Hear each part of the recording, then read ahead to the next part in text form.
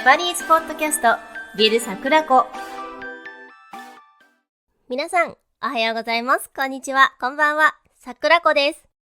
ジャパニーズポッドキャストビル桜子を聞いてくださりありがとうございます。このポッドキャストは日本語を勉強中の方へ向けたポッドキャストで、日本の文化や行事、食べ物や私の体験など日本の日常を日本語でお送りしています。今回のテーマは風邪で病院受診です。私は2日前から風邪っぽくて鼻水と喉の痛みがありました。今ちょっと鼻声になっているので聞きにくかったらごめんなさいね。症状が出たのが土曜日で、病院受診することもできなかったので月曜日になるのを待っていました。日本のクリニックはだいたい土曜日の午前中は診療していますが、日曜日と祝日はお休みです。総合病院などの救急外来は休日でも24時間診療をやっていることがほとんどです。しかし今回の鼻水と喉の痛みは救急で行く必要もない症状だと判断して、月曜日に家の近くの耳鼻科のクリニックに行ってきました。救急外来での時間外受診は診察代が割増料金になります。時間外受診の時間はいつかというと、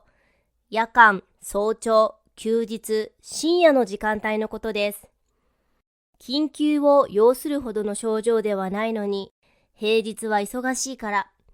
夜は待たなくて済むからといった理由で、休日や夜間などに受診している人もいると聞きます。診療時間外に受診すると、通常料金とは別に割増料金を支払わなければならないので、通常診療時間に来ればよかったと、些細な症状の人は後悔する人もいるでしょう。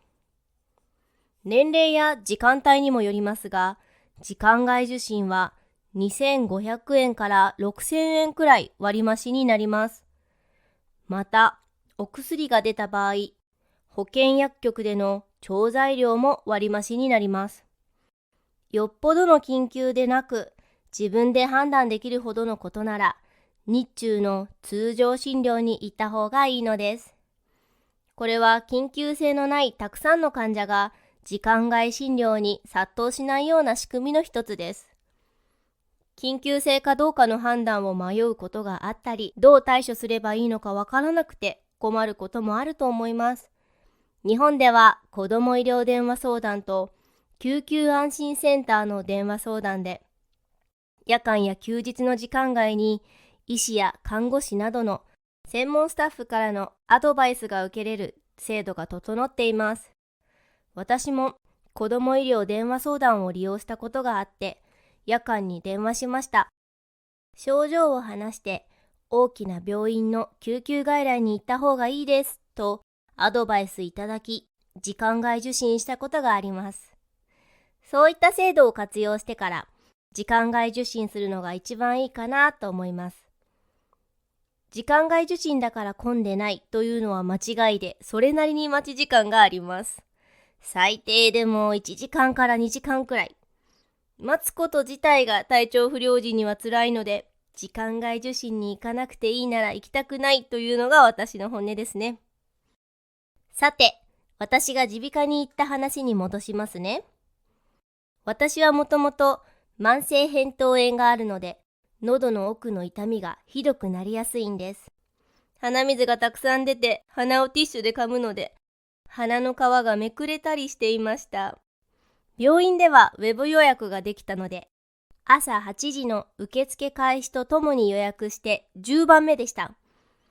9時からの診療開始で9時15分に家を出て、耳鼻科のクリニックに着くと診療は6番目の人だったので、待ち時間が短く済みました。ウェブ予約すると大体の診察時間が予測できるので、病院に行く時間を調整できます。9時30分くらいに自分の番が来て、お医者さんに見てもらうことができました。久しぶりの受診だったので、待っている間に問診票を書きました。問診票とは、病院受診が初めてだったり、久しぶりの患者に、症状が出現したのはいつ頃か、熱はあるか、などのいくつかの質問と、住所や個人情報を書く紙のことです。耳鼻科のお医者さんには、鼻水の吸引をしてもらって、喉の様子を見てもらいました。喉は赤いねと言われ、喉の吸入をして、隣の調剤薬局で薬をもらって帰宅しました。町のクリニックだと、薬は院外処方のことがほとんどです。院外処方というのは、病院で薬はもらえず、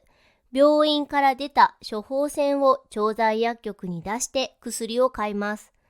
だいたいどこのクリニックも、隣に併設か敷地内、歩いて行ける距離に調剤薬局があります。調剤薬局に出す処方箋の有効期限は、その日を含めて4日以内です。日曜日や祝日は薬局も病院と一緒にお休みすることが多いので、その日にその場でもらった方が安心です。この前、私が皮膚科で木曜日に出してもらった処方箋を出し忘れて、大変なことがありました。土曜日がちょうど祝日だったので、どの調剤薬局もほとんどお休みで、木曜日と金曜日にしかお薬を実質受け取れなかったんですね。でも、それを知ったのが金曜日の夜でした。処方箋の有効期限が切れそうで、年中無休の調剤薬局を聞いたり探したりして、慌てて処方箋を出しに行きました。引き取りは後日でしたが、なんとかお薬をもらうことができました。ショッピングモールの調剤薬局は、年中無休のところもあることを知り、本当に助かりました。調剤薬局で抗生物質と喉の痛みを抑えるお薬をもらった後は、ドラッグストアに行って栄養ドリンクを買いました。栄養ドリンクは滋養強壮と肉体疲労の緩和にいいとされているビタミンやタウリンなどの栄養がたくさん入った飲み物です。モンスターエナジーやレッドブルに似ている点もありますが、味は全然違います。我が家は風邪の時や体調不良の時は早めに栄養ドリンクを飲んで治るように努めます。喉の痛みに対しては蜂蜜レモンを作って飲みました。荒れている喉にビタミン C が染み渡ります。蜂蜜レモンは家にあるレモン果汁と蜂蜜を好きなだけマグカップに入れてお湯で溶かします。私は甘いのが好きなのはもちろんですが、レモンの酸っぱさも大好きなので、レモン果汁も蜂蜜もたくさん入れますね。ふうふう冷ましながら飲んで体を温めます。昔から日本で伝わる民間療法の一つに、首にネギを巻くというのがあります。でも実際にやってる人を見たことも聞いたこともありません。昔漫画で風邪薬がなくてネギを首に巻いたという表現を一度見たくらいです。首にネギを巻く方法は医療的根拠はなく、首に巻くよりも食べる方がいいと言われています。そりゃそうだって感じですよね。風邪の時は温かいスープやお粥を作って体を温めて、お薬を飲んでたくさん寝ます。それが一番風邪を早く治すコツだと思います。この首にネギを巻くみたいな世界の民間療法とかあるんでしょうか？あったらぜひ教えてください。今回のお話はここまでです。チャンネル登録、グッドボタン励みになるのでぜひお願いします。いつもありがとう。最後まで聞いてくれてありがとうございました。次回のポッドキャストでお会いしましょう。まったねー。